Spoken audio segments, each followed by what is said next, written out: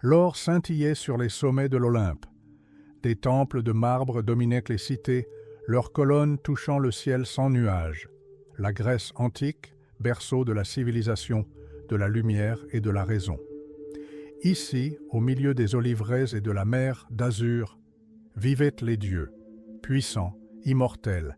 Ils régnaient sur le monde, le faisant trembler de tonnerre et le bénissant de fertilité.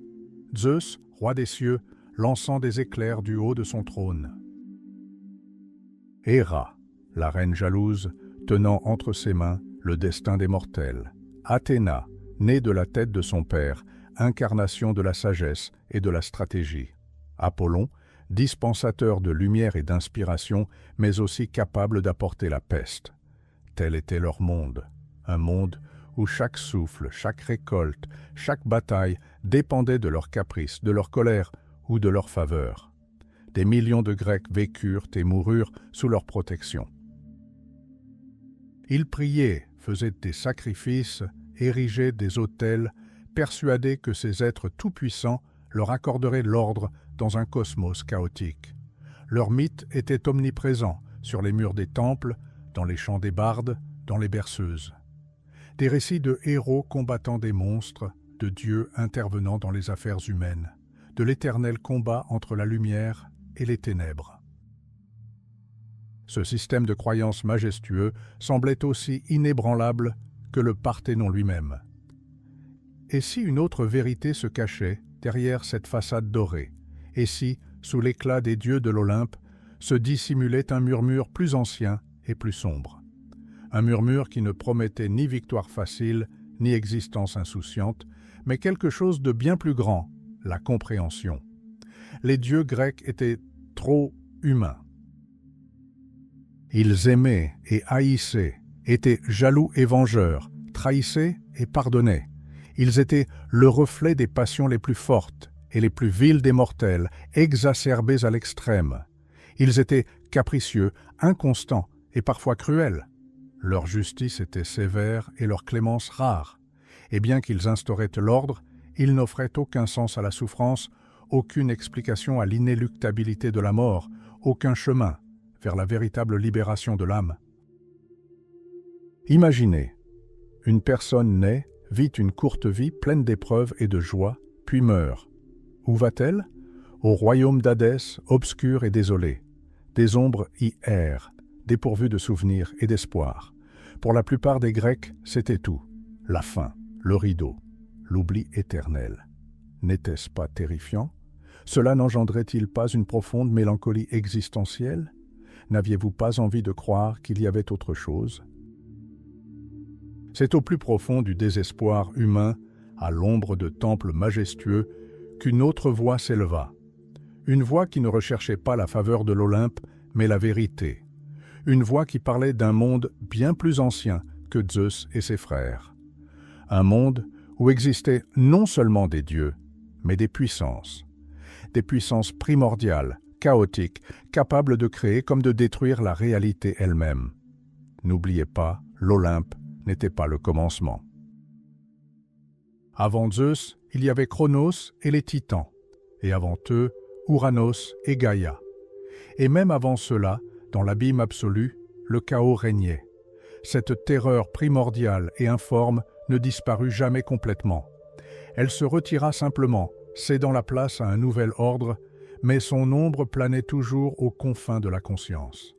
La peur de l'inconnu, de ce qui dépasse l'entendement, de ce qui pourrait déchirer le tissu ordonné de l'existence, faisait partie intégrante de l'âme grecque.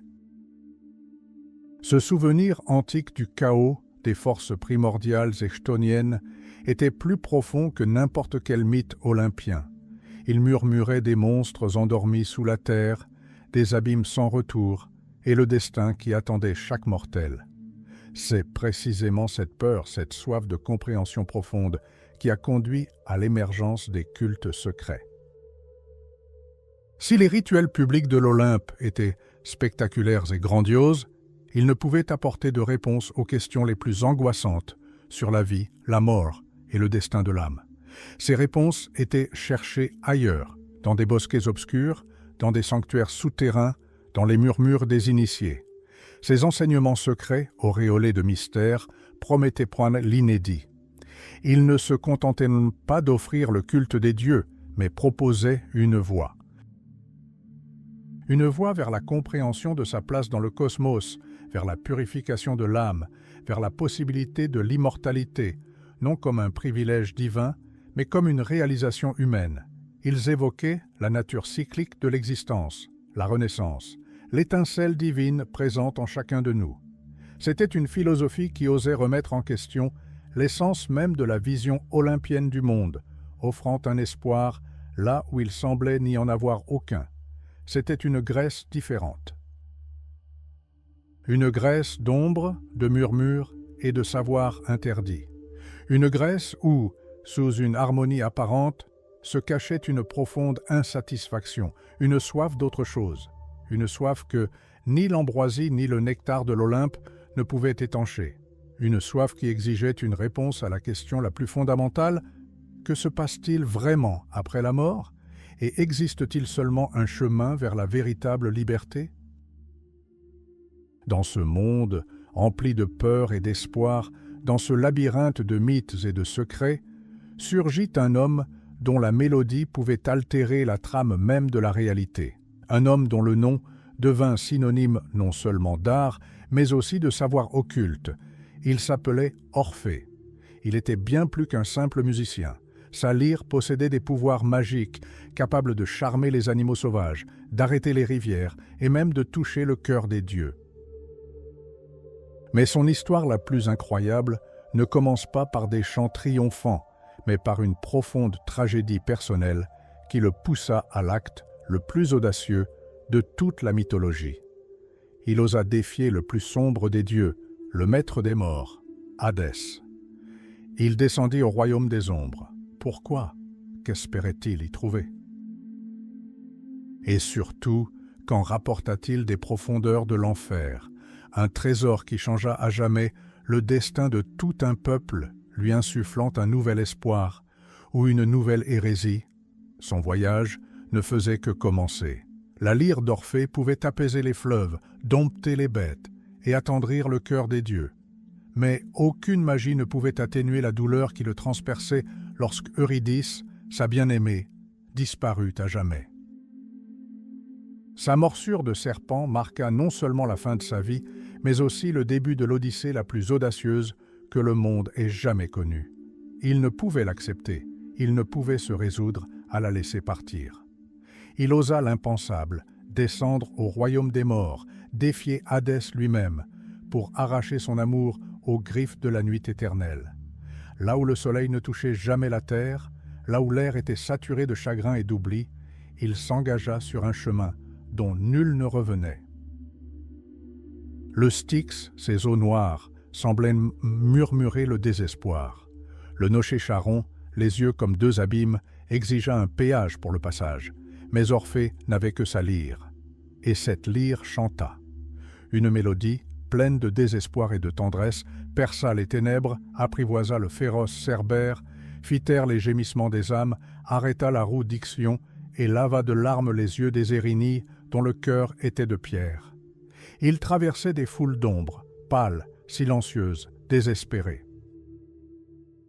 Mais sa musique était un phare dans ces ténèbres impénétrables, leur permettant d'oublier un instant leurs tourments, leur soif insatiable, leur labeur sans fin.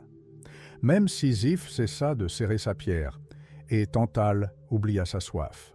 Tous restèrent figés, à l'écoute de sons qui n'auraient pas dû exister en ce monde. Au cœur même des enfers, sur un trône d'obsidienne noire, siégeaient Hadès et sa reine, Perséphone. Le seigneur des morts, au visage éternellement obscurci, ne connaissait pas la pitié. Mais là aussi, la musique d'Orphée accomplit un miracle. Elle perça les murs de l'éternité, atteignant les profondeurs de leur cœur glacé. Il chantait l'amour, la perte, l'injustice de la mort qui arrache ce qu'on a de plus précieux et comment même les dieux ne peuvent ne rester insensibles à ce sentiment.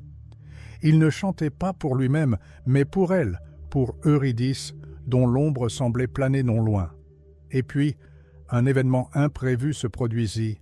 Hadès, le maître du néant, vacilla. Même Perséphone, dont la vie était un équilibre éternel entre lumière et ténèbres, versa une larme. Ils se mirent d'accord. Eurydice reviendrait. Mais il y avait un prix, unique et inflexible, une condition cruelle, en apparence simple, mais qui portait en elle le germe d'une tragédie inévitable. Ils devaient marcher devant, sans se retourner, jusqu'à ce qu'ils apparaissent à la lumière du jour. Pas un seul regard, pas un seul doute. Sinon, Eurydice serait perdue à jamais, son ombre dissoute dans l'abîme, d'où rien ne pourrait jamais la tirer. L'ascension était interminable. Chaque pas résonnait dans son âme, martelant ses tempes comme un marteau. Il perçut un léger bruissement derrière lui, un murmure à peine perceptible qu'il prit pour les pas d'Eurydice. Les heures passèrent. Puis, au loin, un faible rayon de lumière, à peine visible, commença à scintiller. L'espoir semblait si proche, presque tangible. Il entendit ses pas derrière lui, sentit son souffle, presque la chaleur de sa main. Mais était-ce réel? Ou n'était-ce qu'une illusion, un piège machiavélique d'Hadès pour éprouver sa foi? Le dieu des morts pouvait-il vraiment être si cruel de lui offrir l'espoir pour ensuite le lui arracher au dernier moment? Le doute était devenu sa malédiction, un seul pas avant de voir la lumière. Alors, en proie à un tourment insoutenable, rongé par la peur qu'elle soit partie, qu'il ait été trompé, il se retourna, un instant seulement, et il la vit, son ombre pâle, à peine perceptible, la main tendue vers lui, les yeux emplis de tendresse et d'adieu. Mais à peine leurs regards s'étaient-ils croisés qu'elle commença à se fondre, à se dissoudre, à disparaître, comme la brume au vent, emportée par le vent invisible de l'oubli. Son dernier sourire, son dernier souffle, tout s'évanouit en un clin d'œil, comme si elle n'avait jamais existé. Son cri déchira le silence des enfers. Il se précipita en arrière, tentant de retenir ce qui n'était plus qu'un néant. Mais il était trop tard. Eurydice, perdue 2 fois, avait disparu à jamais. La règle avait été transgressée. Le prix avait été payé. Et le monde d'Orphée s'effondra une seconde fois, cette fois pour de bon. Il revint au monde des vivants. Mais il n'était plus le même Orphée. La lyre, jadis emplie de joie, ne jouait plus que des mélodies lugubres. Son cœur était brisé, son âme tourmentée. Il se détourna du monde, des hommes, de toute joie terrestre. Il fuyait les femmes, car tout amour lui semblait présager une nouvelle et insupportable perte. Ses chants avaient changé. Il parlait de douleur, de la fragilité de l'existence, de la futilité des attachements terrestres. Ils évoquaient quelque chose au-delà de cette vie, quelque chose qu'il fallait comprendre pour échapper au tourment éternel. Qu'a-t-il rapporté des profondeurs de l'Hadès? Non pas Eurydice, il a rapporté la compréhension que la mort n'est pas une fin, mais seulement un passage, que l'âme ne meurt pas, mais que son destin peut être terrible. Il a vu la souffrance des damnés, entendu les gémissements des pécheurs. Et il a compris. Pour échapper à ce destin, pour se purifier, il faut vivre autrement. Il faut trouver un autre chemin, une autre connaissance qui apporterait le salut. C'est cette connaissance, ces terribles révélations qui ont constitué le fondement de ce qui allait devenir l'orphisme. Sa nouvelle philosophie, née des cendres de sa perte, commença à se répandre, attirant ceux qui cherchaient des réponses aux questions existentielles les plus profondes. Mais cette voie nouvelle, avec son rejet des passions terrestres et des femmes, recelait aussi un danger mortel. Il rejetait le culte de Dionysos, les bacchanales débridés, l'énergie chaotique qui animait le monde qui l'entourait. Il choisit la contemplation, l'ascétisme et la purification. Il prêchait la pureté, la maîtrise de soi et le renoncement aux instincts sauvages et animaux si prisés dans le culte de Dionysos.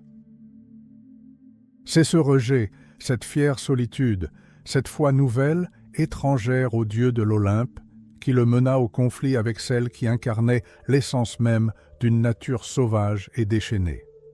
Celle dont la fureur était aussi ancienne que les montagnes elles-mêmes, et aussi impitoyable que la faim. Elles étaient déjà à ses trousses, et leur but n'était pas la simple colère, mais un sacrifice sanglant et impie. Un sacrifice qui réduirait à jamais sa musique au silence. Mais même la mort ne pouvait arrêter ce qu'Orphée avait déjà semé. Quelle était cette graine? Et qui étaient-elles, ces femmes folles dont la fureur allait donner naissance à une nouvelle religion? Orphée semblait avoir trouvé sa voie. Sa musique apprivoisait les bêtes sauvages, ses paroles promettaient le salut, et son rejet des cultes sanglants de Dionysos était un acte de défi audacieux. Il chantait l'âme, ses origines divines, son emprisonnement dans le corps et le chemin de la libération. Il offrait la paix, la raison et l'harmonie. Mais cette paix était fragile, et la raison impuissante face à une rage incontrôlable.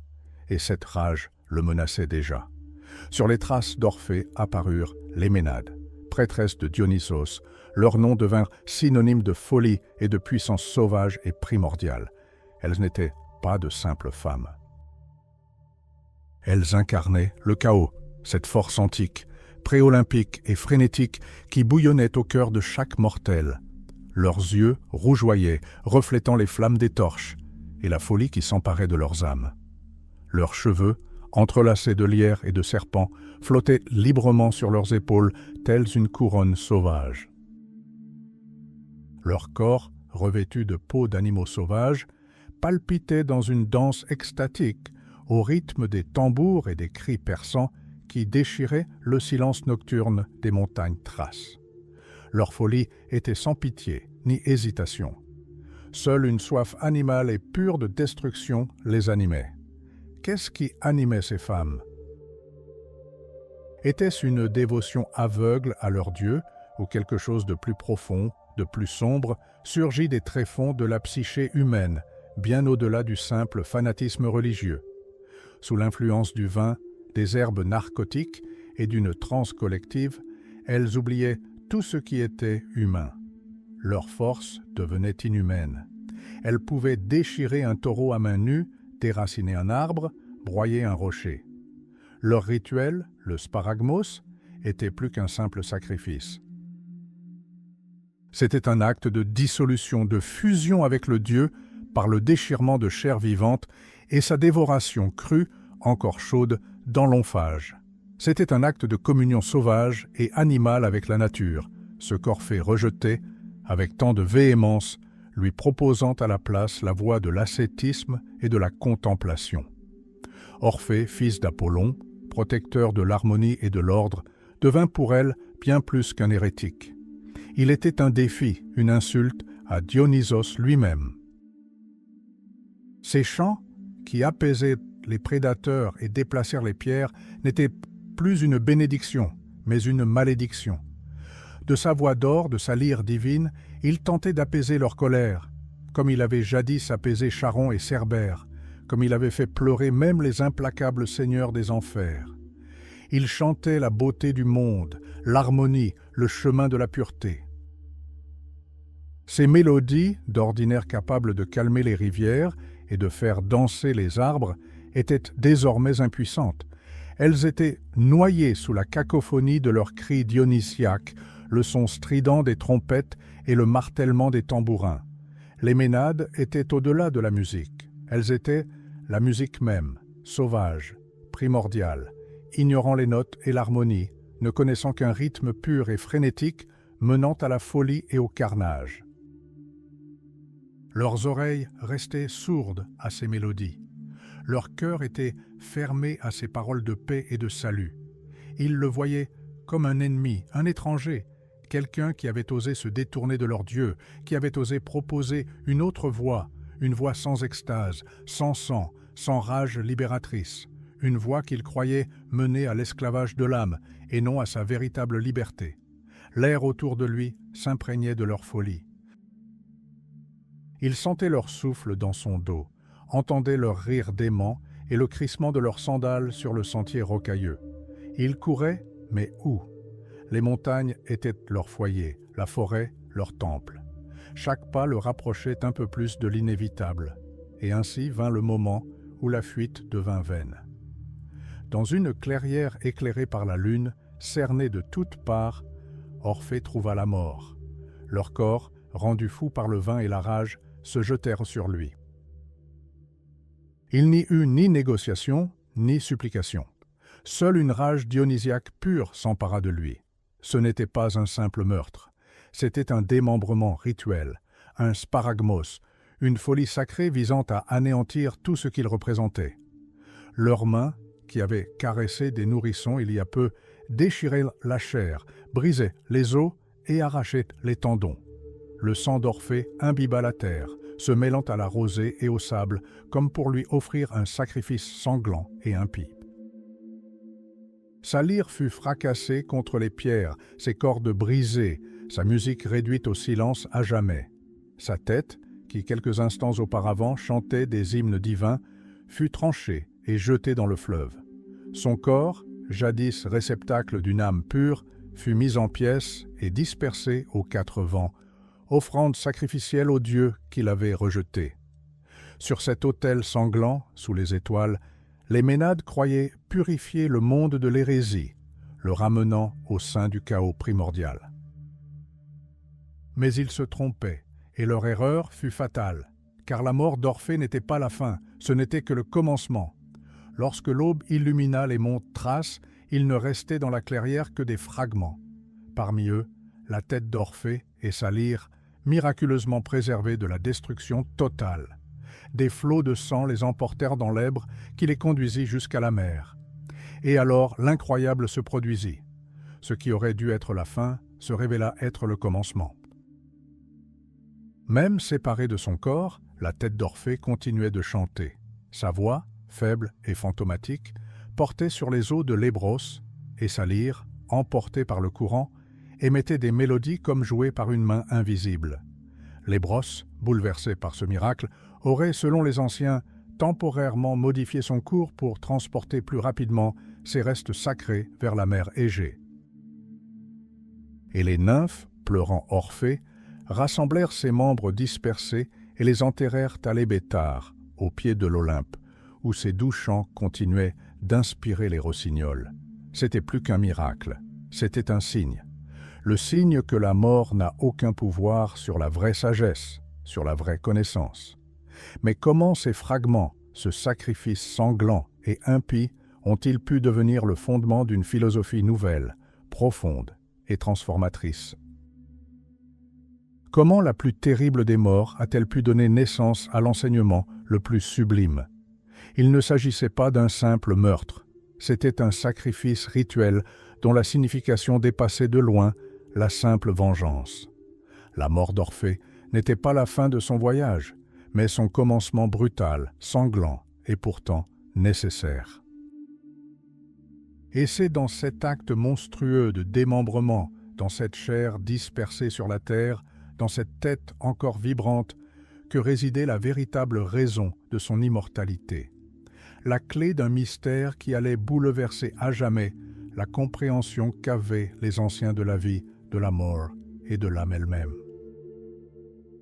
La clé pour comprendre comment une religion entière pouvait naître des fragments d'un Dieu, une religion qui murmurerait ses secrets à travers les millénaires jusqu'aux oreilles de Platon et de Pythagore. Mais que contenaient exactement ces fragments? Et pourquoi leur mort est-elle devenue la garantie de l'immortalité? Les eaux d'Èbre se teintèrent de sang. De la chair déchirée du grand chanteur, de ses membres mutilés, agités par les Ménades enragés, naquit lentement mais inexorablement quelque chose de bien plus puissant qu'un simple mythe. C'était une nouvelle religion. Mais comment la mort, la plus cruelle et la plus définitive des conditions, pouvait-elle devenir le berceau de la vérité éternelle? Les Ménades, ivres de sang et de folie, ne comprenaient pas que leur fureur servait un dessein supérieur. Elles croyaient se venger d'Orphée pour sa négligence, pour son refus d'adorer leur dieu Dionysos sous sa forme sauvage et indomptée. Mais en réalité, elles répétaient l'acte de violence le plus ancien, le plus sacré qui soit. Elles étaient les instruments du destin, réécrivant les lois de l'univers. Le corps d'Orphée fut mis en pièces. Ses membres, sa chair, ses entrailles, tout fut livré au vent et au courant. Il semblait que ce fût la fin. L'oubli définitif pour celui qui avait osé défier la mort elle-même. Mais c'est précisément dans cet acte monstrueux, dans cette matière divine dispersée sur la terre, que résidait la véritable raison de son immortalité. La clé d'un mystère qui allait bouleverser à jamais notre compréhension antique de la vie, de l'amour et de l'âme. La tête d'Orphée, encore chaude, chantant encore, fut emportée par les eaux de l'Ébros. Les cordes de sa lyre semblaient continuer de vibrer, même après qu'elle se soit brisée, faisant résonner une mélodie céleste. Le fleuve les transporta comme de précieuses reliques à travers la Thrace, au-delà des rivages de la Grèce, jusqu'à l'île lointaine de Lesbos. Et tout au long du voyage, selon les anciens, la tête d'Orphée continua de chanter, non pas les gémissements plaintifs d'un mourant, mais des hymnes prophétiques, des paroles porteuses d'une sagesse surnaturelle. C'était plus qu'un simple son, c'était une voix qui éveillait les âmes endormies. C'est à Lesbos, où la tête d'Orphée trouva enfin le repos, qu'elle devint un oracle. Un lieu où affluaient des gens du monde entier pour écouter la sagesse du prophète mort, mais toujours vivant. Mais pourquoi la tête et non le corps entier? Pourquoi des fragments et non le corps entier était-il la source d'un pouvoir si incroyable? La réponse se trouvait dans une autre histoire, bien plus ancienne et troublante, une histoire qui était au cœur même de l'enseignement orphique. Après tout, Orphée n'était pas le premier être divin dont le corps fut mis en pièces. Bien avant lui, dans la plus haute Antiquité, alors que les Titans régnaient encore sur le monde, un événement similaire s'était produit, mais avec des conséquences bien plus graves. Il s'agit de Dionysos. Mais pas le Dionysos que tous les Grecs connaissaient, le dieu du vin, de l'extase et de la fertilité. Il s'agissait du Dionysos secret, Zagreus. Selon le mythe orphique, Zagreus était le fils de Zeus et de Perséphone. Enfant, il possédait déjà une puissance incroyable, destinée par Zeus lui-même à lui succéder, à devenir le nouveau maître du cosmos. Mais Héra, jalouse comme souvent, ne put accepter ce destin. Elle envoya les terrifiants titans à la poursuite du jeune Zagreus. Les titans, déguisés pour ne pas être repérés, attirèrent l'enfant innocent en le distrayant avec des jouets, un miroir, une toupie, des pommes d'or. Puis, profitant de la distraction de Zagreus, ils se jetèrent sur lui. Que se passa-t-il ensuite? Un acte horrible connu sous le nom de Spargamos, le démembrement rituel. Les titans mirent Zagreus en pièces. Ils firent bouillir sa chair dans un chaudron et, selon certaines versions du mythe, la mangèrent même pour absorber son pouvoir divin. Mais un fragment leur résistait, son cœur. Athéna ou Apollon, selon d'autres versions, parvint à sauver le cœur palpitant de Zagreus et l'apporta à Zeus. Fou de rage, Zeus foudroya les titans. C'est de leurs cendres, de la poussière de ces monstrueux meurtriers mêlés au reste du corps divin dévoré que naquit l'humanité. Voilà le véritable et terrifiant secret des Orphiques. Selon leur enseignement, l'homme n'est pas une simple création des dieux. Chacun de nous porte en lui une double nature. Nous sommes nés des cendres impures des titans, mais au sein de ces cendres réside une étincelle infime et inestimable, un fragment de Dieu, une particule dionysiaque, une âme. Ainsi, la mort d'Orphée, son propre Spargamos, n'était pas simplement une tragédie. C'était une répétition, une réinterprétation de l'acte antique du démembrement divin. Orphée, comme Zagreus, fut déchiré, sa chair fut dispersée, et c'est précisément pour cela qu'il devint prophète et sauveur. Sa mort n'était pas une fin, mais une révélation. Ayant subi le même sort que le Dieu, il devint celui qui pouvait comprendre la véritable nature de la souffrance humaine, la véritable nature de l'étincelle divine présente en chacun de nous. Les fragments d'Orphée, comme ceux de Zagreus, étaient bien plus que de simples parties de corps. Ils étaient des symboles de vérité divine disséminés à travers le monde, et sa tête chantante à Lesbos n'était pas seulement un miracle, mais la preuve vivante que l'âme, l'étincelle divine, peut exister indépendamment du corps, qu'elle est immortelle et possède sa propre volonté et sa propre connaissance.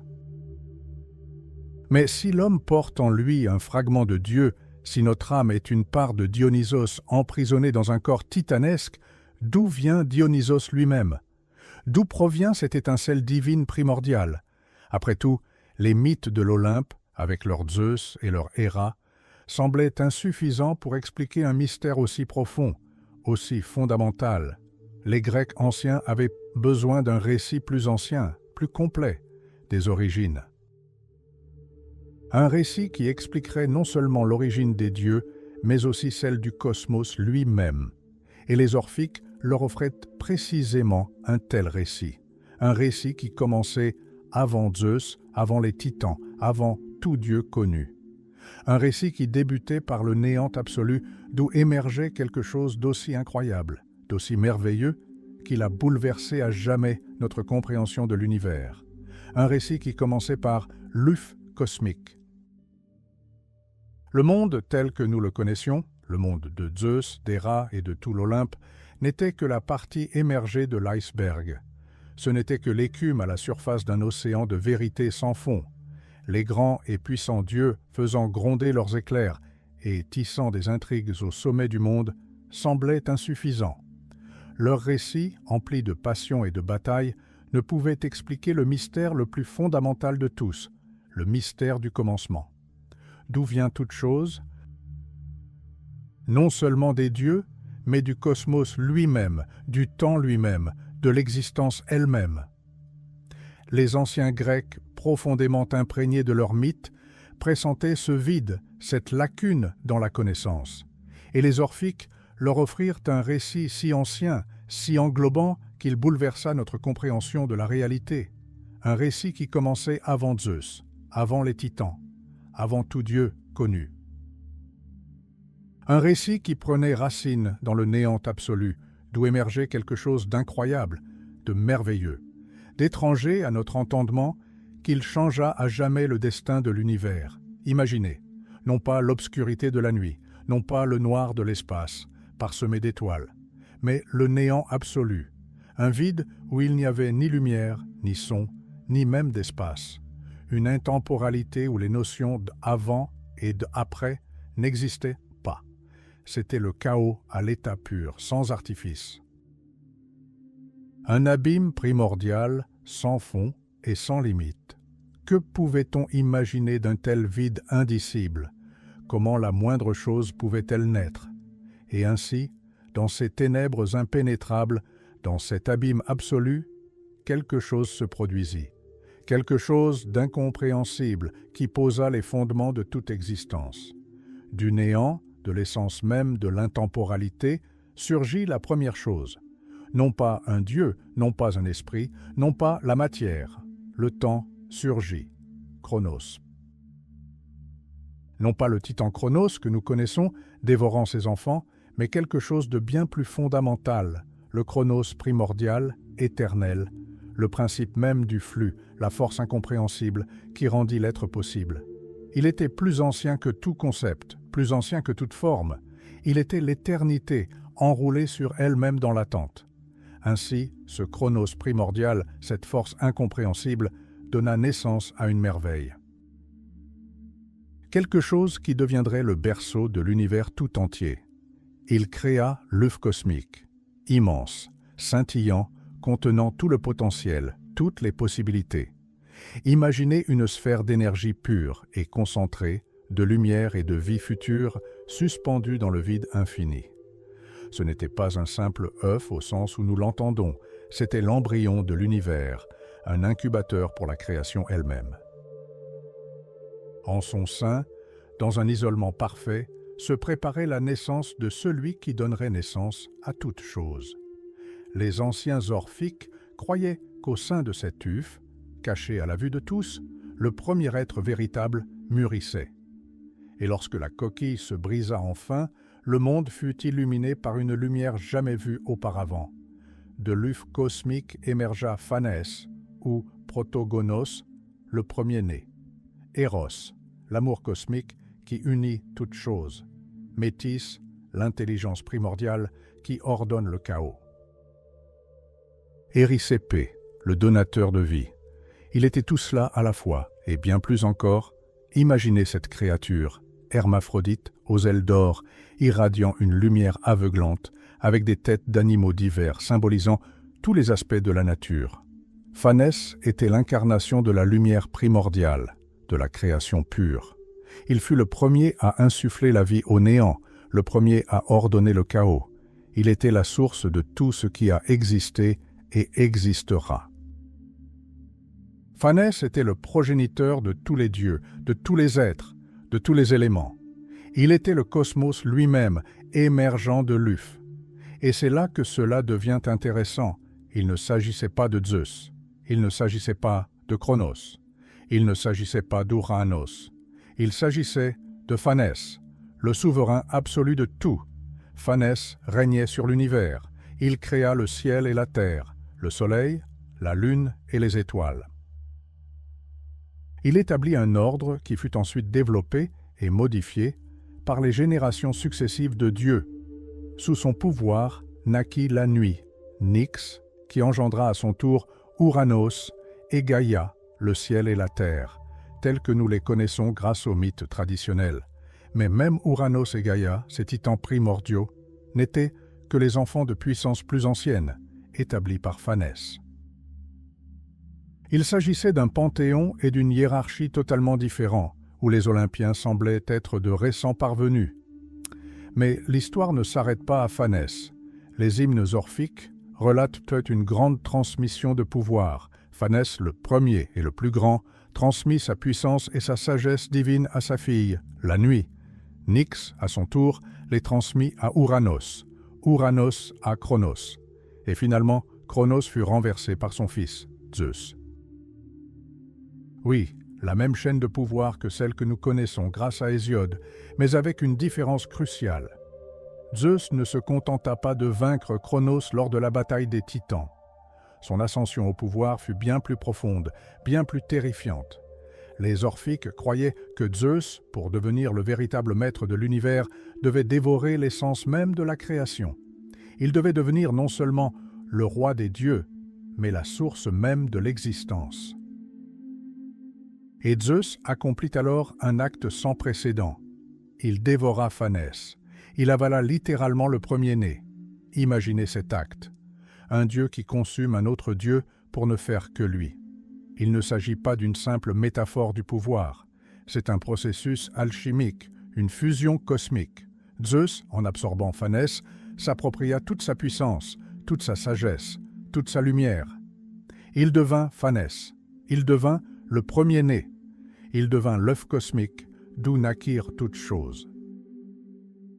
De son sein, de son esprit, de sa chair, le ciel et la terre, le soleil et la lune, les étoiles et les mers, et tous les êtres vivants surgirent de nouveau. Zeus devint tout. Il devint un nouveau commencement, une nouvelle fin. Il devint l'incarnation du cosmos tout entier, passé, présent et futur. C'est pourquoi, dans la cosmogonie orphique, Zeus n'est pas simplement un souverain puissant, mais un principe englobant tout. Il ne se contente pas de gouverner le monde, il est le monde. Il est son âme, son corps, son esprit. Il est le mystère qui meut les étoiles et le cœur des hommes. Il semblerait que Zeus ait atteint le pouvoir absolu, la domination totale sur tout ce qui a jamais été et tout ce qui sera. Il consuma le premier-né, devenant son incarnation, l'œuf cosmique vivant d'où naît et renaît l'univers. Mais même dans ce récit de la création en apparence complet, les Orphiques percevaient une ombre. L'ombre de quelque chose de plus ancien, de plus sanglant, de plus fondamental, à jamais imprimé sur l'essence même de l'existence humaine. Car si Zeus a consumé Phanès, devenant ainsi la source de toute chose, qu'est-ce que cela signifiait pour ceux qui naissaient après lui? Qu'est-ce que cela signifiait pour l'humanité? La réponse à cette question était terrifiante. Elle était inscrite dans le sang des mythes les plus anciens et enfouie au plus profond de l'âme de chacun. Et elle a donné naissance à l'un des récits les plus sombres et les plus bouleversants des Orphiques, l'histoire de la façon dont les humains ont acquis leur étincelle divine. Et le prix à payer, un prix qui nous a laissé marquer du sceau des assassins des dieux. La trace des assassins des dieux. Elle était gravée dans nos âmes, dans chaque cellule de notre être. Mais comment? Comment des mortels nés de la terre pouvaient-ils porter cette marque monstrueuse? La réponse était terrifiante, et elle ne commençait pas sur l'Olympe, mais avec un panthéon antique, presque oublié, qui existait bien avant Zeus. C'était une histoire d'envie, d'une cruauté indicible, et du prix que le Dieu lui-même paya pour notre existence. Dans les recoins les plus secrets des cosmogonies orphiques, derrière le voile des mythes officiels, se cachait une autre vérité. La vérité sur Dionysos, mais pas le Dionysos connu de tous les Grecs, le dieu du vin et des réjouissances, fils de Sémélé. Non. Les Orphiques parlaient d'un Dionysos encore plus ancien, Dionysos Zagreus, le premier et le plus pur. Il était le fils de Zeus lui-même et de Perséphone, reine des enfers. Et il était destiné à un grand destin, devenir le prochain souverain du cosmos, héritant du trône de son père. Imaginez un monde où le règne de Zeus semblait inébranlable. Mais même dans sa puissance, même dans son pouvoir absolu, des failles existaient, alimentées par une rancune ancestrale et inextinguible. Cette perspective ne réjouissait pas tout le monde. Héra, la vengeresse éternelle, ne pouvait tolérer un autre fils illégitime de Zeus. Sa jalousie, sa colère, étaient aussi immenses que son pouvoir. Elle ourdit un complot monstrueux, un complot qui changerait à jamais le destin de toute la création. Et elle convoqua ceux qui, jadis, avaient tenté de renverser les cieux, les titans, dieux antiques, sauvages et primordiaux, dont la fureur avait été apaisée par Zeus et emprisonnée dans les profondeurs obscures du Tartare. Mais pour une raison inconnue, pour cette unique mission, ils furent libérés. Leur cœur était rongé par l'envie, leur haine brûlait plus intensément que les flammes de l'enfer. Les titans, ces géants, dont les mains étaient déjà tachées de sang avant ce jour, acceptèrent un pacte dont le prix était l'innocence d'un dieu.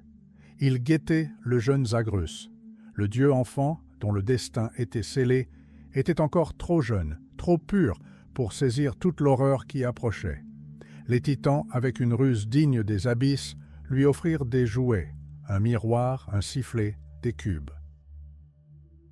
Et tandis que le dieu innocent était absorbé par son jeu, tandis que son attention était rivée sur le reflet de sa propre lumière dans le métal poli, ils se jetèrent sur lui. Quoi de plus vil, de plus blasphématoire? Ces monstres antiques, dont l'existence même était une insulte à l'ordre établi, mirent en pièces le jeune Dionysos. Sa chair divine, sa peau radieuse, ses membres innocents, tout fut déchiré, lacéré. Ils dépecèrent son corps. Ils firent bouillir sa chair dans un chaudron, sur un feu ardent d'une malice ancestrale. Et puis, ils le mangèrent. Ils dévorèrent la chair d'un dieu. Ils burent son sang, ils consumèrent son essence divine, croyant naïvement qu'ainsi ils s'empareraient de sa force, de sa puissance, de son droit au trône. C'était un acte non seulement de meurtre, mais aussi de cannibalisme, un acte qui profanerait à jamais le concept même de divinité. Mais même dans ces ténèbres indicibles, même dans ce festin abominable, une lueur d'espoir subsistait.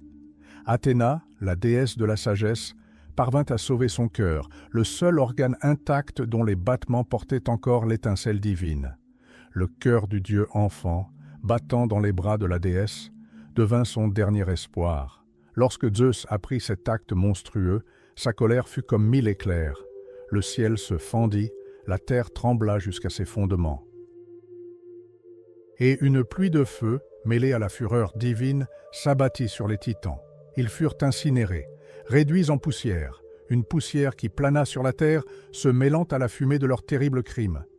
La terre devint noire, l'air s'emplit d'une odeur de mort et de colère.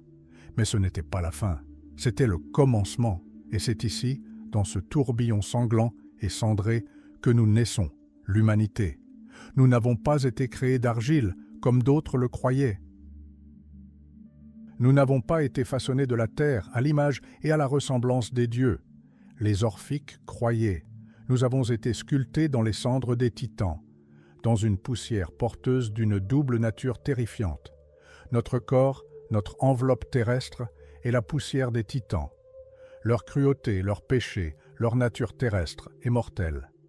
Mais autre chose se mêlait à cette poussière, quelque chose consumé par les titans, quelque chose resté dans leurs cendres, une étincelle divine. Des fragments du dieu déchiré, Dionysos Zagreus, sa pureté, son essence divine. Voilà pourquoi nous sommes des tueurs de Dieu. Voilà pourquoi nous sommes des dévoreurs de Dieu. Au plus profond de notre être, dans chaque cellule de notre corps, dans chaque recoin de notre âme, réside la trace de ce crime antique. Nous portons cette dualité en nous. C'est un héritage douloureux. Notre esprit, notre âme, ils sont une part de Dionysos aspirant à la liberté, à la source divine, à la purification. Notre corps, nos instincts, nos désirs terrestres, ils sont une part des titans, nous liant à la terre, au péché, au cycle des réincarnations, à l'éternelle chaîne de la souffrance. Cette histoire n'est pas qu'un mythe, elle est la clé de la philosophie orphique. Elle permet de comprendre pourquoi la vie humaine est un combat constant, pourquoi nous nous sentons étrangers à notre propre corps, prisonniers de notre propre chair, éternellement tiraillés entre le supérieur et l'inférieur. Ce combat intérieur n'est pas le fruit du hasard. Il est notre sanglant héritage, notre étincelle divine emprisonnée dans un corps bâti des cendres des meurtriers des dieux. Mais si notre corps est une prison faite des cendres de ceux qui ont osé dévorer un dieu, qu'advient-il de notre âme? Quel est son véritable but? Et existe-t-il une issue à ce piège ancestral et sanglant dans lequel nous avons été jetés dès notre naissance? La réponse à cette question était le pilier central des mystères orphiques, et elle commençait par la vérité terrifiante que notre corps n'est pas qu'une enveloppe, mais une malédiction héritée de ceux qui ont jadis osé dévorer un dieu. Notre corps est une prison, disaient les Orphiques, une prison bâtie des cendres de ceux qui osèrent dévorer un dieu. Mais il ne s'agissait pas d'une simple métaphore. Pour les initiés au rite secret d'Orphée, c'était une réalité terrifiante, imprégnant chaque instant de leur existence. Ils croyaient qu'en chacun de nous vivait un double héritage, contradictoire et tourmentant, l'étincelle divine de Dionysos, prisonnière d'une enveloppe corporelle tissée des cendres des tueurs de titans. Et de là naissait une guerre intérieure, un tourment sans fin dont il semblait impossible de s'échapper.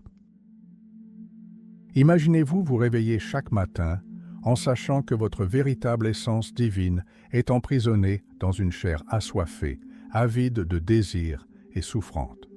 Une chair naturellement encline aux instincts les plus vils, à la violence, à l'oubli de ses origines. Il ne s'agit pas d'un simple concept philosophique, c'est un enfer personnel vécu par tous ceux qui ont compris cette vérité. Le corps, avec tous ses besoins et ses passions, n'était pas une simple demeure temporaire, mais une malédiction infligée par Zeus à toute l'humanité, comme un rappel éternel du péché originel des titans. Mais si le corps est une prison, alors l'âme en est la prisonnière. Et cette prisonnière, divine par nature, ne pouvait disparaître avec la chair en décomposition. Non. Un sort bien plus terrible que le simple oubli l'attendait. Un cycle sans fin de réincarnation. La métempsychose. L'âme, souillée par le contact avec la matière du Titanic, devait être purifiée, traverser le creuset d'innombrables vies, incarnée tantôt en humain, tantôt en animal, tantôt en une autre créature. Chaque nouvelle naissance n'était pas un don, mais un maillon de plus de la chaîne de la souffrance, une nouvelle tentative d'expier un péché ancestral, un pas de plus vers une libération potentielle, mais insaisissable. Qu'est-ce que cela signifie?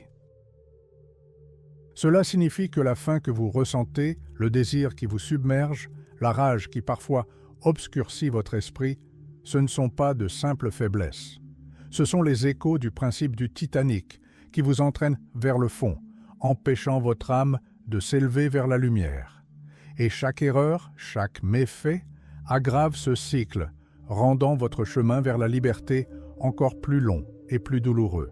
C'est pourquoi les orphiques rejetaient de nombreux aspects de la vie quotidienne grecque.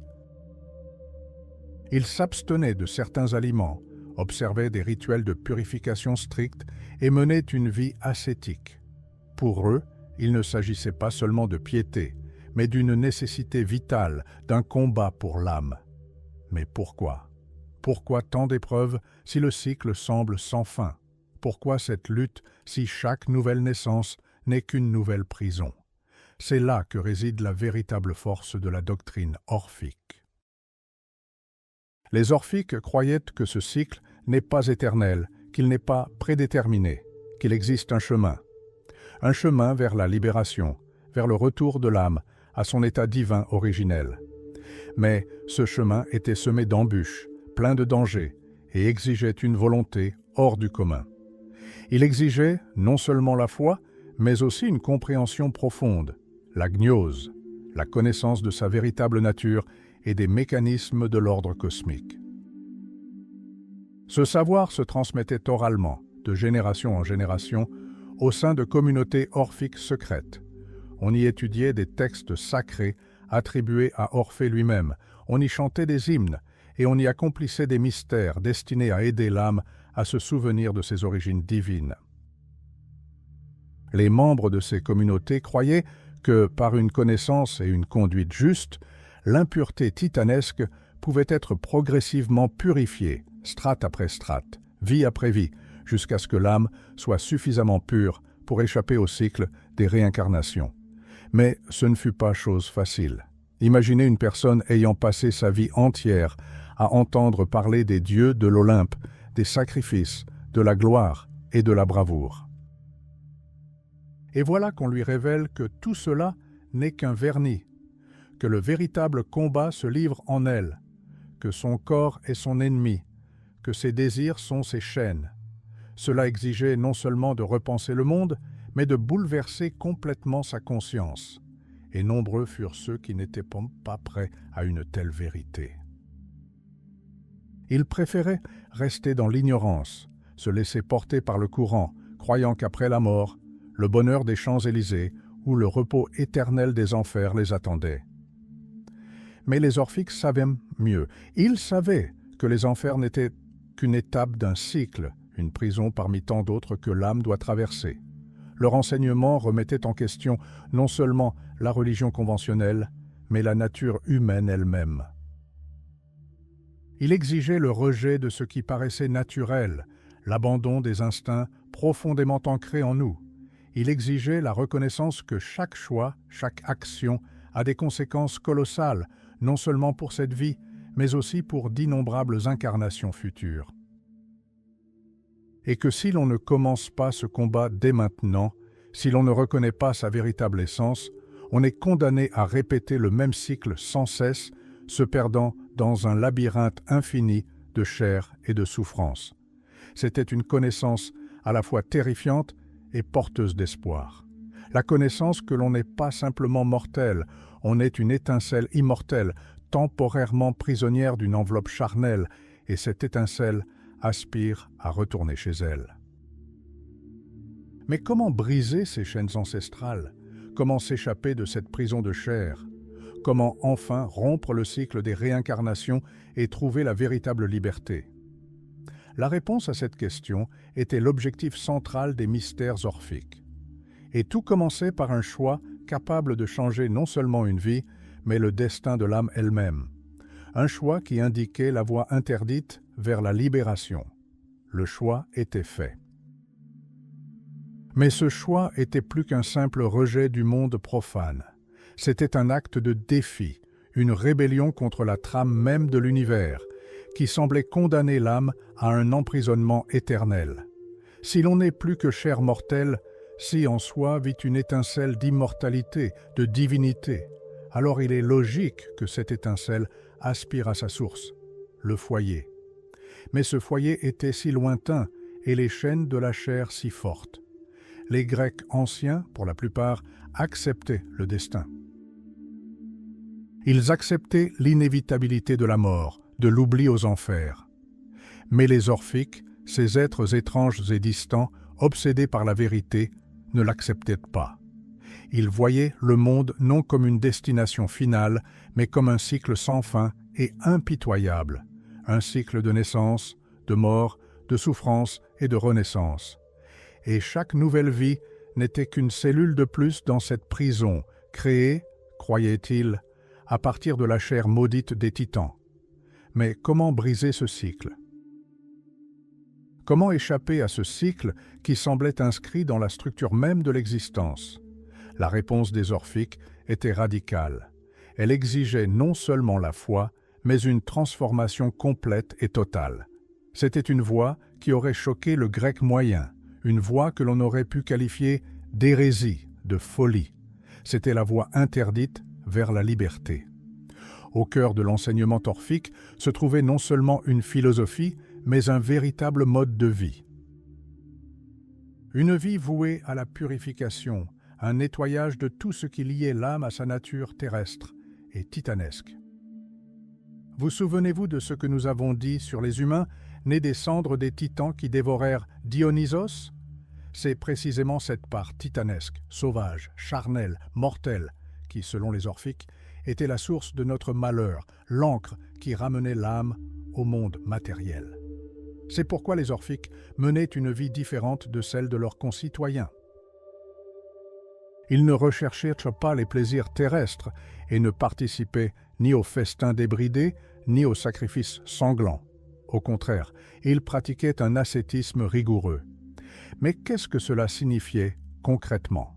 À quoi ressemblait cette vie orphique? Avant tout, cela impliquait de s'abstenir de viande.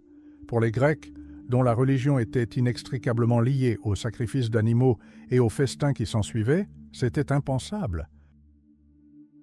La viande était considérée comme un héritage titanesque, un aliment qui souillait l'âme, la liant à un passé sanglant.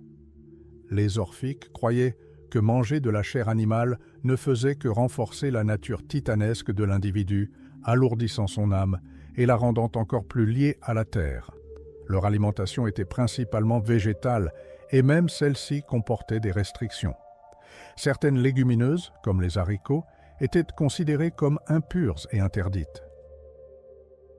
Les œufs étaient également souvent exclus de leur régime alimentaire, symbolisant la naissance d'une nouvelle vie et par conséquent la perpétuation du cycle de renaissance.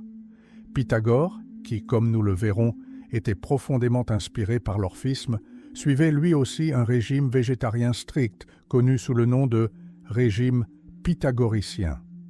Mais l'alimentation n'était qu'un aspect de la question. La vie orphique exigeait la pureté en toute chose.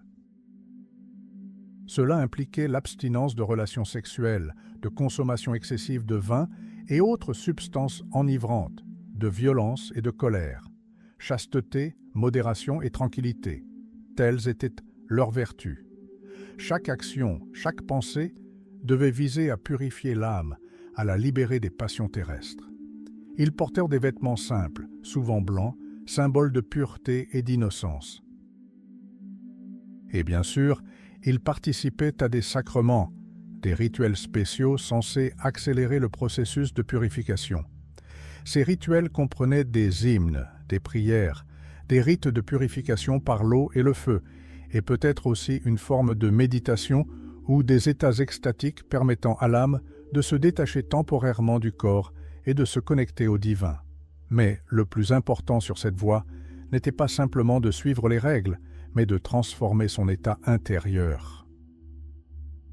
Les Orphiques aspiraient non seulement à vivre dans la pureté, mais à atteindre la pureté, à devenir comme Dionysos, non pas un Dionysos sauvage et indomptable, mais un Dionysos ressuscité, purifié, céleste, à devenir comme Orphée qui, par sa musique et son voyage aux enfers, a prouvé que l'esprit peut triompher de la mort et des ténèbres.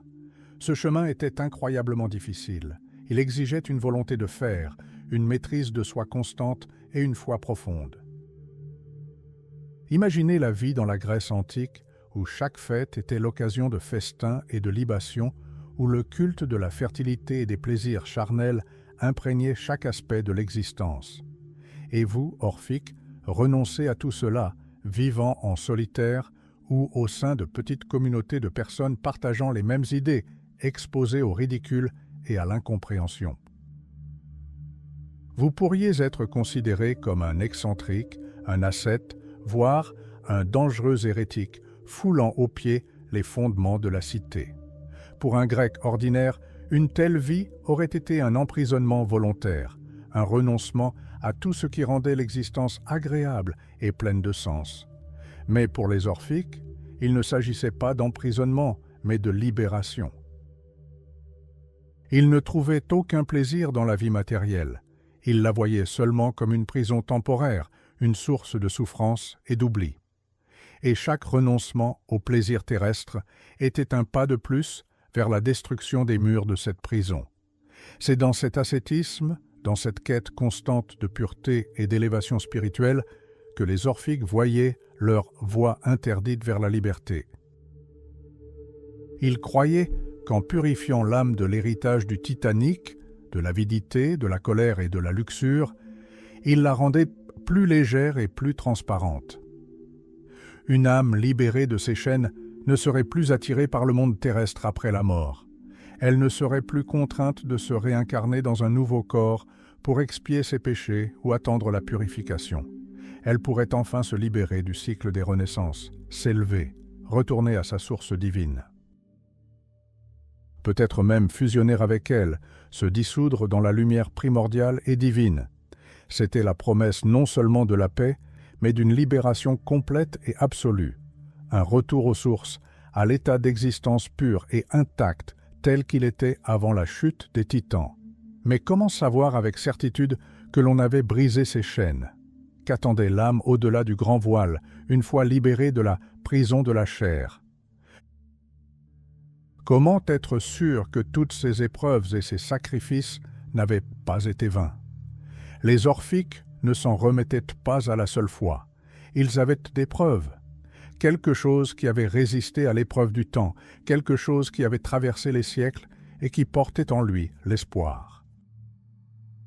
Un murmure venu d'outre-tombe, gravé dans l'or, qui promettait non seulement la paix, mais un billet d'or pour le paradis.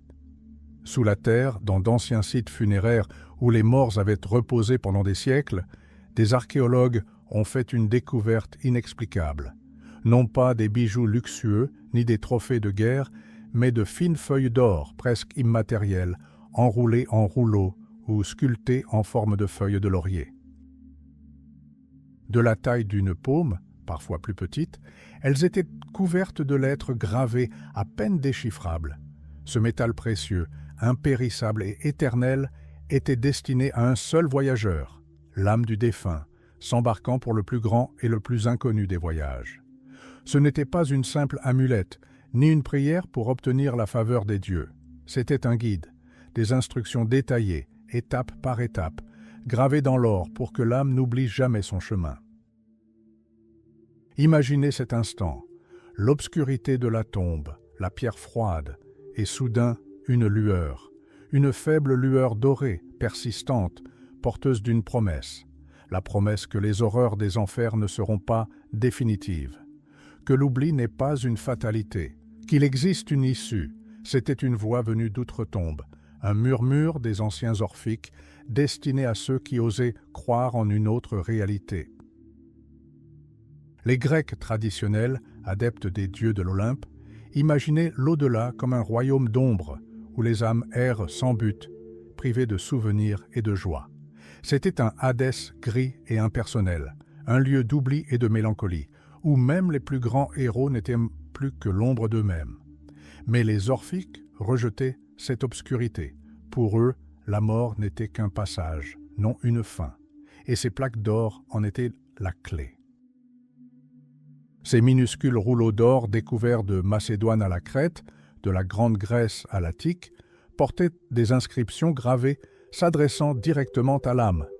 Elles commençaient par une déclaration audacieuse et saisissante. « Je suis enfant de la terre et du ciel étoilé. » Il ne s'agissait pas d'une simple expression poétique, mais d'une affirmation directe, d'une origine divine, d'une parenté non pas avec les humains, mais avec les éléments eux-mêmes, avec le cosmos. L'âme, suivant ses instructions, devait révéler sa véritable nature, sous peine d'être prise pour un simple mortel voué à l'oubli. Mais pourquoi était-ce nécessaire? Parce que, selon les enseignements orphiques, le chemin vers l'au-delà n'était pas linéaire. Il était semé d'embûches et d'épreuves, chacune déterminant le destin de l'âme. Et la plus grande épreuve attendait l'âme à deux sources, deux fleuves. L'un est le Léthé, le fleuve de l'oubli. L'autre est Mnémosyne, le fleuve de la mémoire. La mythologie grecque traditionnelle affirmait que toutes les âmes s'abreuvaient au Léthé, oubliant leur vie terrestre, leurs souffrances et leurs joies, et devenant des coquilles vides. Mais les orphiques connaissaient la vérité. Pour eux, la boisson de l'oubli était un piège, enchaînant l'âme au cycle des réincarnations. Oublier, c'est revenir. Oublier, c'est redevenir partie intégrante de la matière impure, emprisonnée dans la prison de la chair. C'est ici que les plaques d'or devinrent un trésor absolu. Elles instruisaient directement l'âme: ne bois pas à la source de gauche, près du cyprès blanc. C'est le fleuve Léthé, et ses eaux mènent à l'oubli. Cherche plutôt l'autre source, à droite, près de laquelle se tient un gardien. C'est le fleuve Mnémosyne, dont les eaux confèrent la mémoire éternelle. Imaginez l'horreur et l'espoir de cet instant. L'âme, perdue dans l'au-delà, cernée d'ombres et de gardiens, devait faire un choix décisif. Une seule gorgée, et tous les sacrifices, tout le dévouement, toute la sagesse d'Orphée seraient vains. Une autre gorgée, et le chemin de la véritable libération s'ouvrirait. Il ne s'agissait pas seulement d'une épreuve de connaissance, c'était une épreuve de conscience, de fidélité à son chemin, même après la mort. Mais ce n'est pas tout. Les tablettes contenaient des mots que l'âme devait prononcer au gardien de ses sources.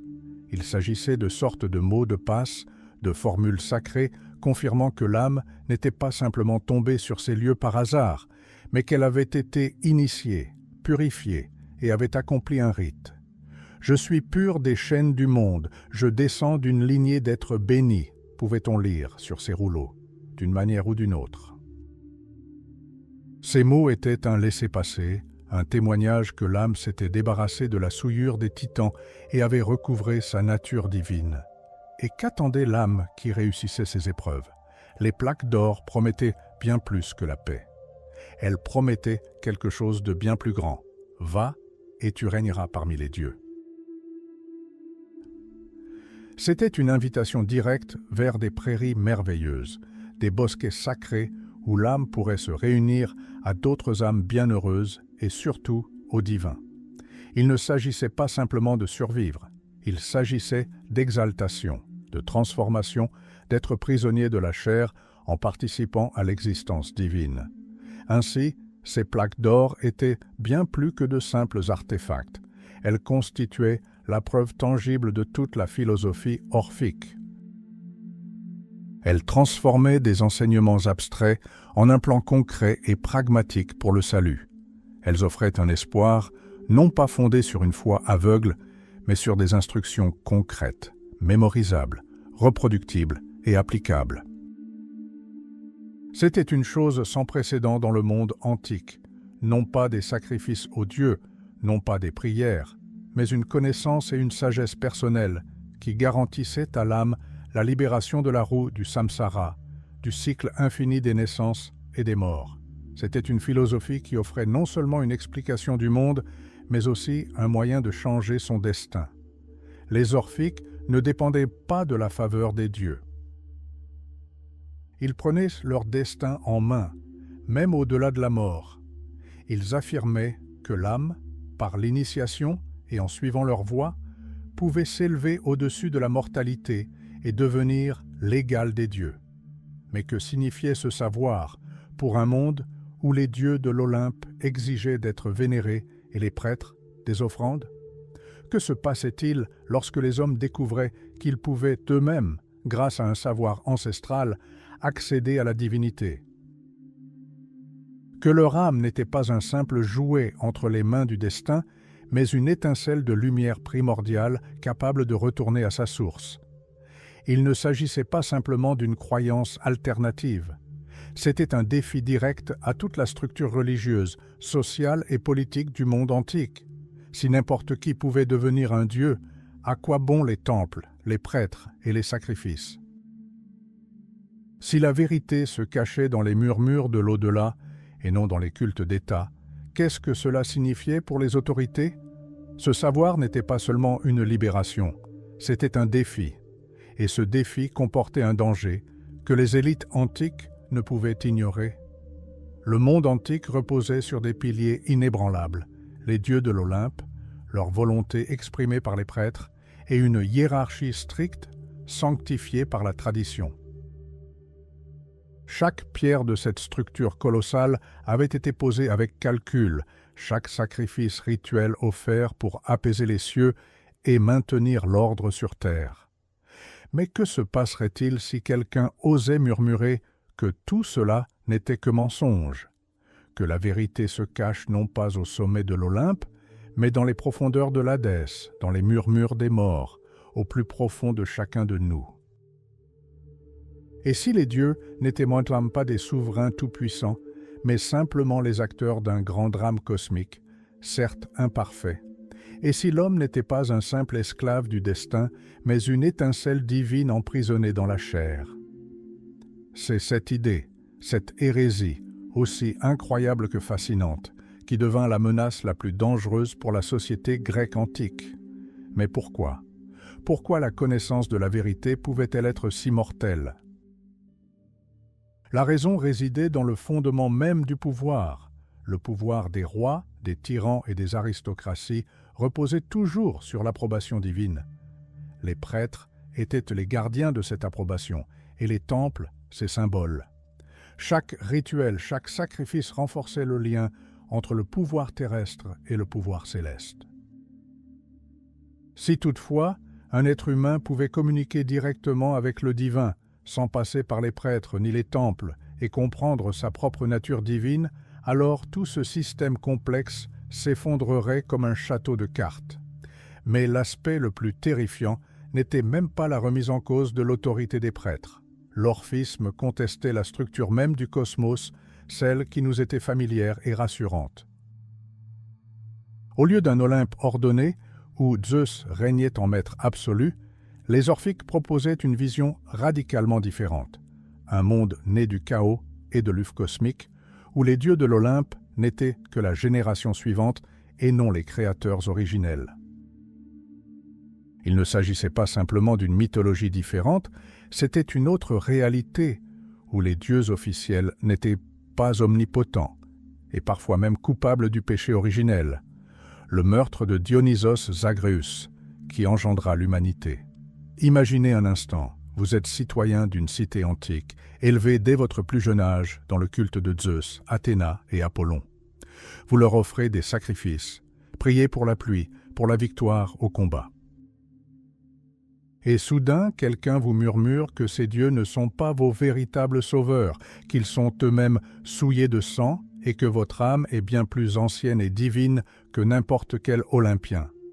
Que ressentez-vous? De la confusion? De la colère? Ou peut-être un espoir immense? Pour l'élite, la réponse était claire, le chaos. Si chaque paysan, chaque esclave, pouvait se considérer comme une étincelle divine, capable de communiquer avec le cosmos sur un pied d'égalité, alors à quoi bon l'inégalité sociale? À quoi bon l'esclavage si l'âme d'un esclave était aussi divine que celle d'un roi? L'orphisme, par essence, était un enseignement égalitaire, même s'il n'appelait pas à la rébellion ouverte. Il sapait les fondements de la société non par la force de l'épée, mais par le pouvoir d'une idée qui pénétrait profondément les cœurs. C'est précisément là que réside le véritable danger de toute hérésie. Elle ne se contente pas de nier l'ancien. Elle propose une vision du monde nouvelle et plus séduisante qui, inévitablement, bouleverse les frontières établies. Dans la Grèce antique, où chaque cité avait ses propres cultes et traditions sacrées, L'orphisme était comme un virus, capable de saper l'unité et la loyauté des citoyens envers leur État.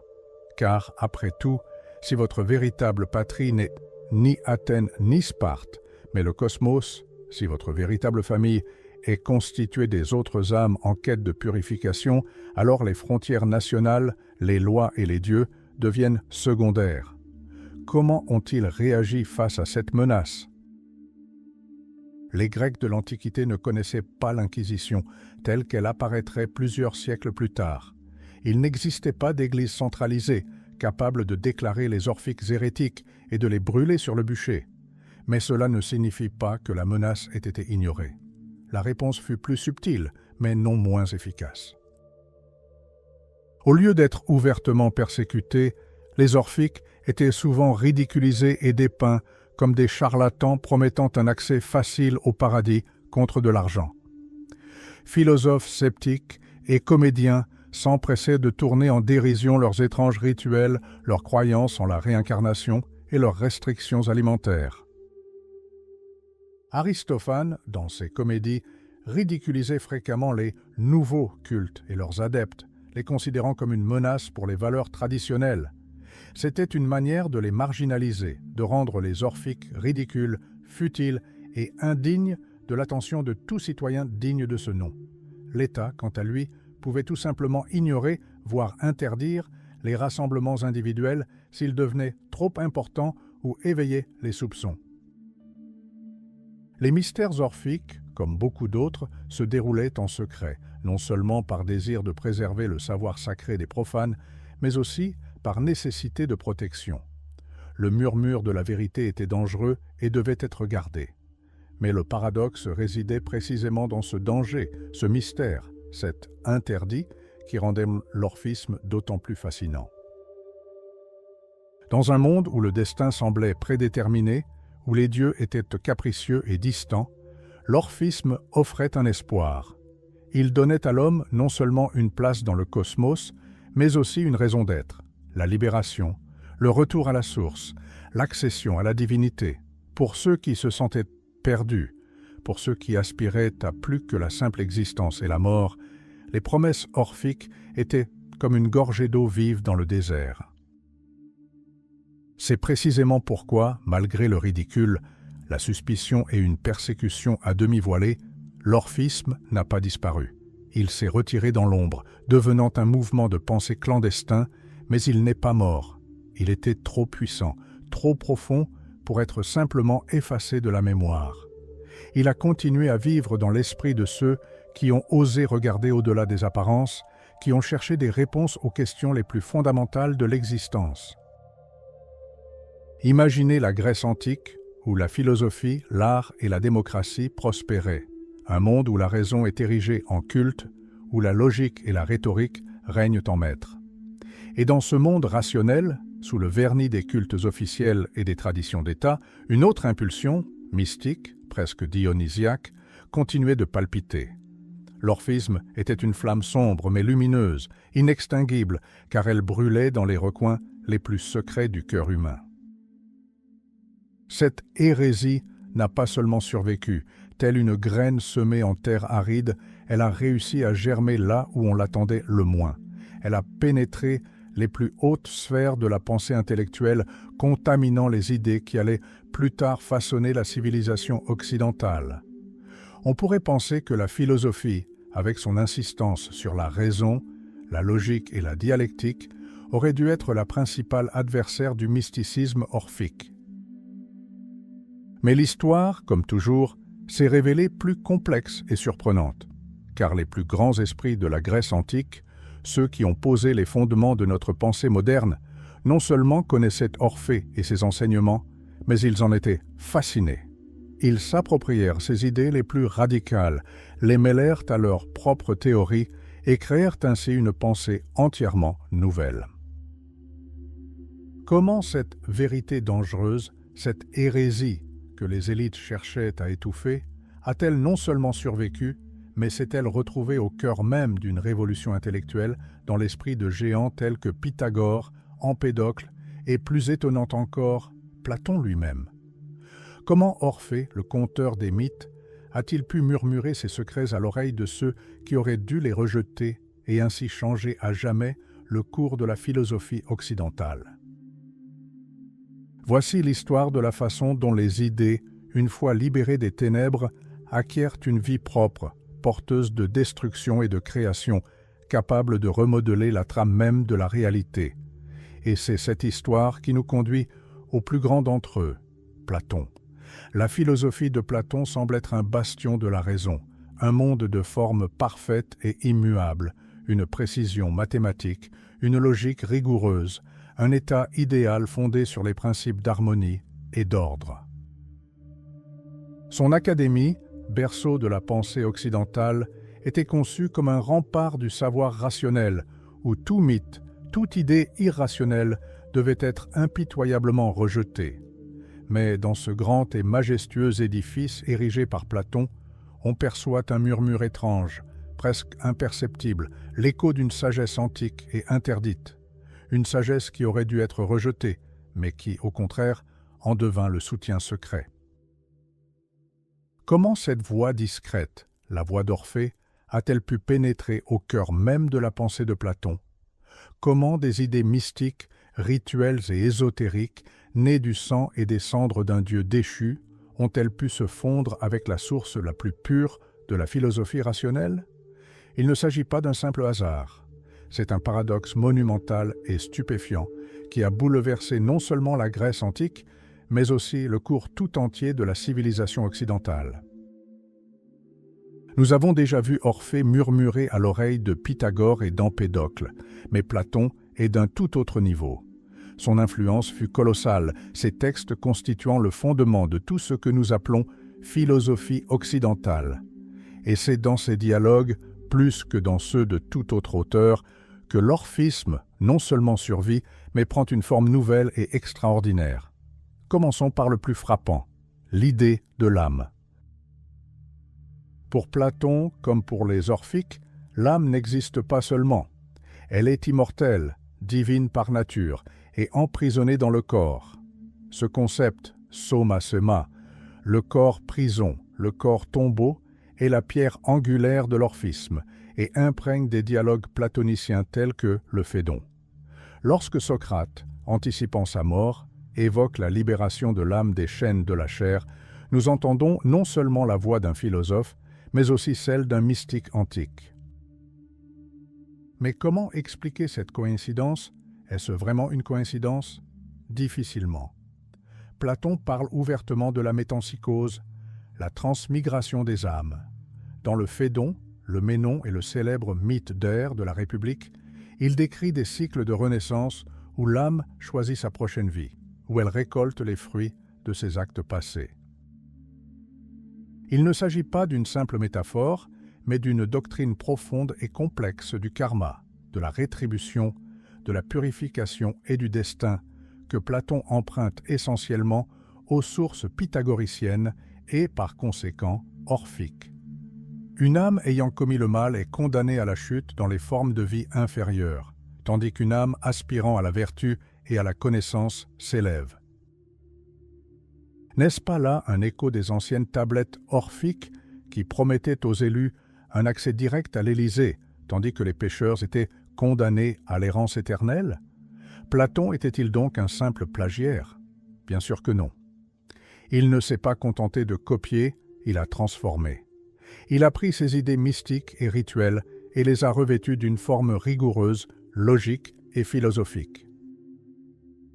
Il leur a donné un fondement rationnel, les purgeant des éléments les plus extatiques et extravagants de l'orphisme, les rendant ainsi acceptables pour l'élite intellectuelle. Il a créé un pont entre le mythe et le logos, entre la religion et la philosophie. C'est Platon, le grand rationaliste, qui n'hésita pas à recourir à la mythologie pour transmettre les vérités les plus profondes. Ces mythes, celui de la caverne, du char de l'âme, du jugement des morts, sont bien plus que de simples contes. Ce sont des paraboles philosophiques destinées à révéler la nature de la réalité, de l'âme et de l'ordre divin.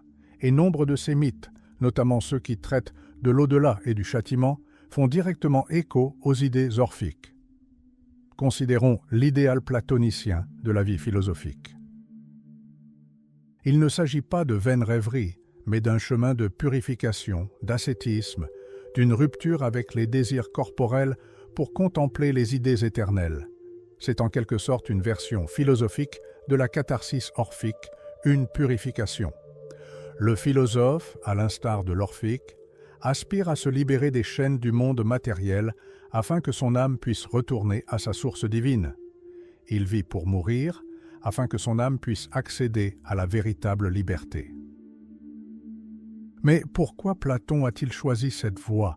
Pourquoi a-t-il risqué sa réputation en intégrant des idées que ses contemporains auraient pu considérer comme superstitieuses, voire dangereuses? Peut-être parce que l'orphisme offrait des réponses à des questions auxquelles la religion officielle ne pouvait répondre de manière satisfaisante. Le sens de la vie et de la mort, la nature de la souffrance, la justice de l'univers et le destin éternel de l'âme. Dans un monde où les dieux de l'Olympe étaient capricieux et souvent injustes, l'orphisme proposait un système cohérent, quoique sombre, de châtiment moral et d'espoir de rédemption. Platon, profondément préoccupé par les questions éthiques et ontologiques, ne pouvait ignorer une tradition intellectuelle aussi puissante. Son secret ne résidait pas dans la dissimulation de l'orphisme, mais dans la manière dont il l'a assimilé. Il ne s'est pas contenté de le prêcher, il l'a étayé. Il a conféré à l'orphisme une légitimité philosophique, l'élevant du domaine du rituel et du chant à celui du dialogue rationnel. Ce faisant, il a non seulement préservé ses idées antiques, mais leur a aussi conféré une puissance sans précédent. C'est grâce à Platon que les concepts orphiques d'immortalité de l'âme, de son origine divine, de sa chute, et de la possibilité de rédemption par la connaissance et la vertu s'intégrèrent pleinement à la pensée occidentale. Ils imprégnèrent le néoplatonisme, puis le christianisme primitif, façonnant des doctrines théologiques entières. D'Augustin à Dante, de Descartes à Kant, l'écho de ces murmures antiques, amplifié par la voix de Platon, continua de résonner, influençant notre compréhension de la nature humaine et de notre place dans l'univers. Platon ne s'est pas contenté d'être inspiré par Orphée. Il en est devenu le plus grand architecte. Il a bâti un pont par lequel la sagesse antique, une fois libérée des ténèbres, pouvait traverser les âges, porteuse à la fois d'une promesse et d'un avertissement. La promesse de la libération du cycle des naissances et des morts, et l'avertissement du jugement inévitable. Mais compromis Orphée et Platon à l'âme au-delà du voile de la mort.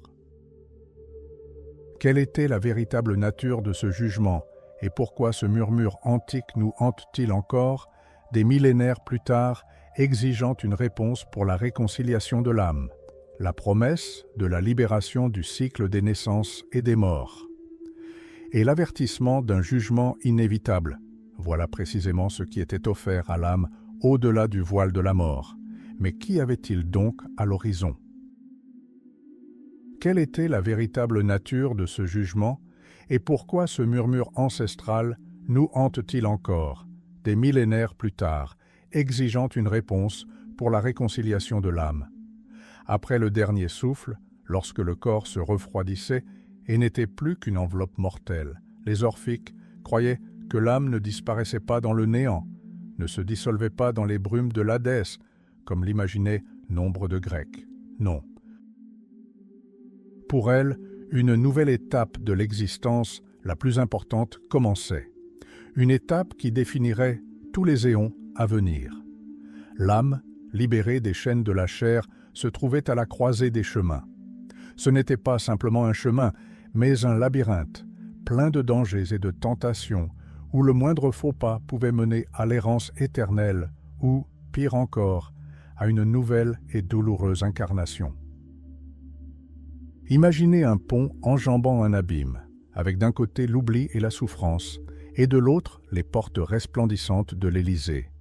Sur ce chemin, l'âme rencontrait ses juges, non pas les dieux courroucés de l'Olympe, mais certaines forces cosmiques, gardiennes de l'ordre, qui pesaient chaque acte, chaque pensée, chaque instant de son existence terrestre. Et c'est là que résidait la véritable raison de la crainte et de l'espoir que l'orphisme inspirait à ses adeptes. Pour ceux qui avaient vécu dans l'ignorance, qui n'avaient pas cherché à se purifier, qui s'étaient enlisés dans les passions terrestres et n'avaient pas reconnu leur véritable nature divine, la sentence était terrible. L'âme était condamnée à un cycle de réincarnation sans fin, à revenir sans cesse au monde dans de nouveaux corps, tantôt humains, tantôt animaux, et parfois même des formes de vie inférieures. Ce n'était pas seulement l'enfer, c'était une torture faite d'oubli, de désespoir et de l'impossibilité d'échapper à la roue du samsara. Chaque nouvelle respiration dans un nouveau corps n'était que le début d'un nouveau cycle de souffrance, d'un nouveau cycle d'expiation qui pouvait durer des milliers d'années, mais le pire était encore à venir. Pour les âmes qui avaient commis des atrocités inimaginables, pour celles qui avaient souillé leur étincelle divine jusqu'à son essence même, existait un lieu où même la lueur de l'espoir ne pouvait pénétrer, le Tartare. Non pas une simple prison, mais un abîme sans fond, où la douleur était absolue et l'oubli une miséricorde jamais accordée. Là, dans les ténèbres les plus profondes, les âmes payaient pour leurs péchés à jamais, leur souffrance aussi infinie que leur désespoir. C'est pourquoi les orphiques gardaient jalousement leurs secrets et observaient avec tant de rigueur les rituels de purification et d'initiation. Ils croyaient que leurs enseignements étaient une étoile polaire, une carte au trésor qui guiderait l'âme hors du labyrinthe des ténèbres. Mais qu'attendaient ceux qui avaient achevé le chemin de la purification, ceux qui avaient découvert la vérité d'Orphée? Pour eux, il existait une autre voie, celle de la libération. Imaginez des plaques d'or, délicates comme des pétales, découvertes dans d'anciens tombeaux. Il ne s'agissait pas de simples inscriptions, c'étaient des cartes, des instructions pour l'âme franchissant le seuil de la mort. Y étaient gravés des mots à prononcer, des salutations à adresser aux gardiens des enfers pour franchir les portes de l'oubli. « Je suis le fils de la terre et du ciel étoilé », pouvait-on y lire. « Je suis assoiffé, mais donnez-moi l'eau fraîche du lac de la mémoire. » C'était le mot de passe, la clé de l'éternité. Ces âmes, purifiées et illuminées, furent envoyées en Élysée. Ce n'était pas seulement le paradis, mais un état de béatitude où elles pouvaient enfin s'unir aux principes divins dont elles étaient issues. Point de souffrance, point de réincarnation, seulement la paix éternelle et la fusion avec l'œuf cosmique, avec l'essence même de l'existence. Elles ne faisaient plus qu'un avec Dionysos, avec la force primordiale qui leur avait donné la vie. Leurs âmes atteignirent l'immortalité au sens le plus pur du terme, libérées de toutes les chaînes terrestres. Ce sont ces idées, ces promesses et ces avertissements qui ont profondément influencé Platon. Il ne s'est pas contenté de les emprunter. Il en a fait la pierre angulaire de sa philosophie, leur conférant une forme majestueuse dans ses mythes. Dans le mythe d'Air, il décrit le voyage de l'âme après la mort, son jugement, le choix de sa vie future. Il visualise littéralement les concepts orphiques, les rendant accessibles et compréhensibles à un large public. Platon croyait que la philosophie n'est rien d'autre que la pratique de la mort spirituelle et la préparation de l'âme à sa véritable destinée. Il enseignait que nos actions dans cette vie ont des conséquences cosmiques, que chaque injustice, chaque crime laisse une marque indélébile sur l'âme qui devra être expiée dans les vies futures. Et que chaque vertu, chaque quête de la connaissance et de la vérité nous rapproche de la libération ultime. Mais pourquoi ce murmure antique nous hante-t-il encore?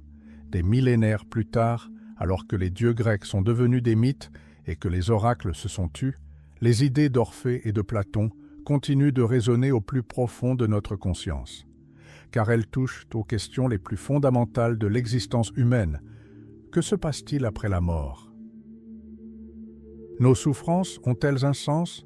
Existe-t-il une justice au-delà des lois terrestres? Ces questions sont universelles. Elles ne connaissent pas de prescription. Imaginez comment ces idées ont traversé les siècles, se transformant tout en préservant leur essence. Le concept de l'au-delà, du ciel et de l'enfer, du péché et de la rédemption, tous puisent leurs racines profondes dans l'orphisme et le platonisme. Le christianisme, le gnosticisme et les mouvements mystiques, nombre d'entre eux ont porté l'écho de l'enseignement antique concernant l'étincelle divine présente en l'être humain, la nécessité de la purification et la possibilité du salut. Aujourd'hui encore, à l'ère de la science et du rationalisme, nous cherchons des réponses à ces questions éternelles. Nous craignons l'oubli, nous avons soif de justice et nous espérons quelque chose de plus que la simple fin. Et ce quelque chose de plus, c'est ce murmure qu'Orphée a poussé pour la première fois à l'ombre de l'Olympe. Le murmure d'une âme qui se souvient de ses origines divines, mais a oublié le chemin du retour. Cet appel à la purification, à la compréhension de sa véritable nature, au désir d'échapper au cycle de la souffrance, n'a pas disparu. Il vit dans nos rêves d'immortalité, dans notre soif de justice, dans notre quête de sens. Mais si l'âme peut véritablement être libérée, si elle peut retourner à sa source divine, qu'est-ce que cela signifie pour nous, vivant ici et maintenant? Quel est notre rôle dans ce grand dessein cosmique? Et si ce murmure ancestral, ce secret révélé par Orphée, n'était pas qu'un vestige du passé, mais la clé pour comprendre notre essence la plus profonde qui attend son ultime libération? C'est cette question qui nous conduit à l'acte final, à la révélation finale, qui pourrait tout changer.